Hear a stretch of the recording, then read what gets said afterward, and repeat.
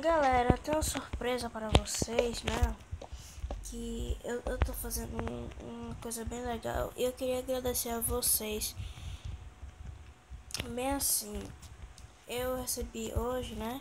Um parabéns aos 1K de inscritos. Galera, fiquei muito feliz. Aí eu quero ver o que tem dentro, né? Eu acho que eu vou cortar o meio. Deixa eu ver. Pega minha faca. Ai, mano, peraí, deixa eu pegar uma mais experiente. Pegar uma de... Será que ouro é bom? Pegar uma de ouro. Ai, peraí, vamos pegar um de cada aqui. Diamante, ferro, pedra e madeira.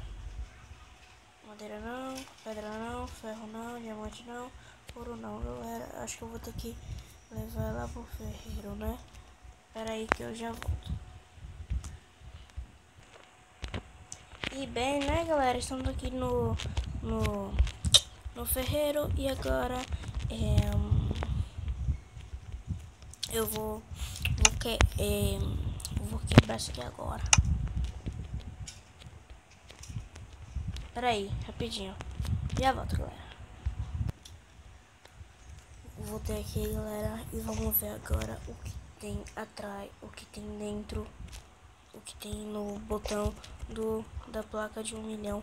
Eu tô muito feliz, tô muito feliz. Eu tô muito feliz, eu tô muito feliz, eu tô muito feliz. Eu tô muito feliz. Vamos ver agora o que tem. Cortei.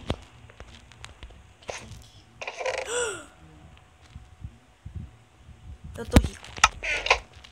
Eu tô rico, gente.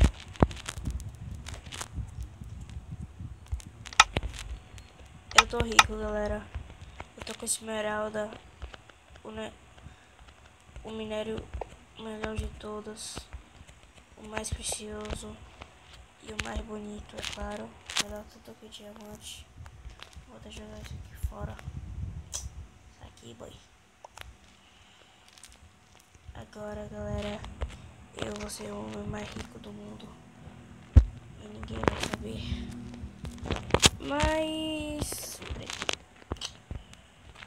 Mas, bem, galera, o vídeo foi esse mesmo.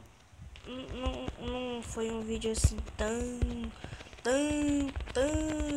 assim, mas foi, não foi zoeira também, foi por causa que acho que vocês viram, né, o que o YouTube fez. Eu fiquei muito triste, eu gravei esse vídeo só pra deixar registrado mesmo, mas é isso mesmo, galera.